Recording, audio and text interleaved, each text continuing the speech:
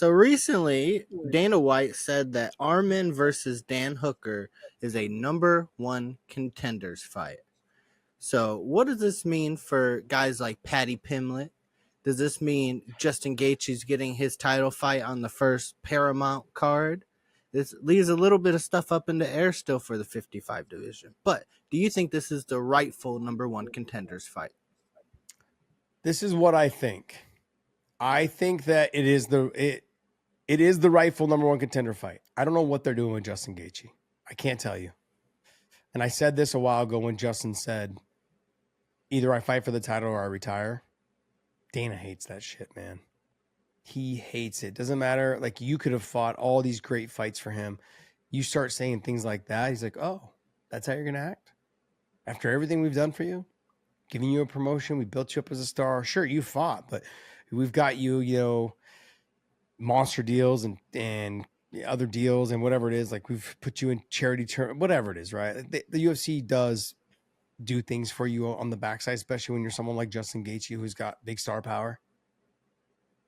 And for the fighter to come out and be like, yeah, if I don't get a title shot, I'll just retire. That drives them crazy. I can, so the Dan Hooker and Arman fight, it makes sense. It makes sense. But I did see something though earlier today that Ilia basically said he's going to wait to see who wins the Islam and JDM fight. Because if Islam wins, he's like, I'm going to 170. Like, well, if Islam doesn't win, like, why do you not want to go to 170 anymore? Like, it's still three divisions. It's still three titles. You'll be the first one to win three titles. And JDM's going to stand with you and oblige.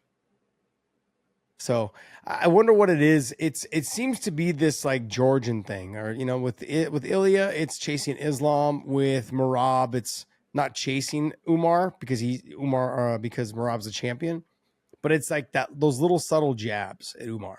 Like, you call me old and you're spoiled. Your last name's Nurmagomedov. And it's weird how the Georgians have this thing with the guys, from Dagestan or from, it's weird. It's weird to me. I always expected them to be a little bit more on the same page.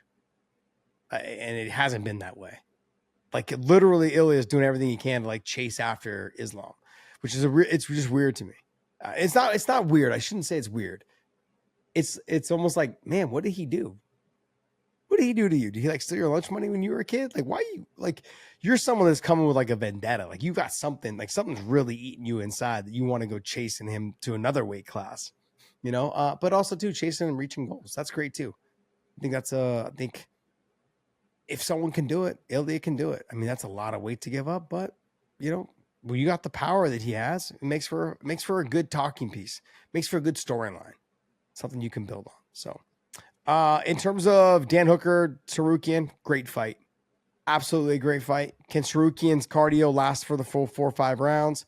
And can Dan Hooker survive the first 2 rounds, I think, and stay off of his back enough and not take enough damage to where he can really push on Arman in the later rounds, 3, 4, and 5. And we're going to find out. Dan Hooker is always fun. I look at Dan Hooker. He's a little bit better version of a Drew Dober, but they're fun to watch, man. I'll always tune in for a Dan Hooker fight. I love watching him fight. He's so fun. And the same thing. That's the way I felt about Dustin Poirier and Justin Gaethje. I'll always tune in to watch those guys fight. I love watching them fight. I love it. So I was told that Paddy was going to potentially get the title shot against Ilia because they want to capitalize on that as fast as they can, because there is a lot of, the old school trash talk they had at the 145-pound division. And then now that they're at 55 and it works out perfectly, so, or at least Ilia is at 55 now. So, and Paddy's right there. So they were chirping before and it never came about. So now that Ilia is at 55, it makes sense. And that fight to me is a bigger fight than the Tsarukyan Dan Hooker fight. It's a way bigger fight that you can make.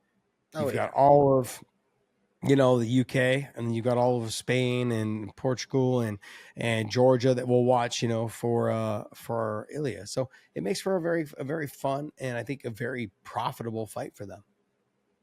But we'll see how it all shakes out. A lot of it has to do with how Islam does against JDM. That's what it comes down to, I believe.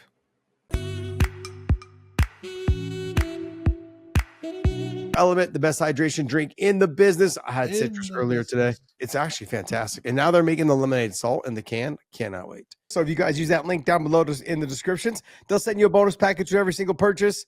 That's compliments of the Wayne In podcast. So hope you guys enjoy that.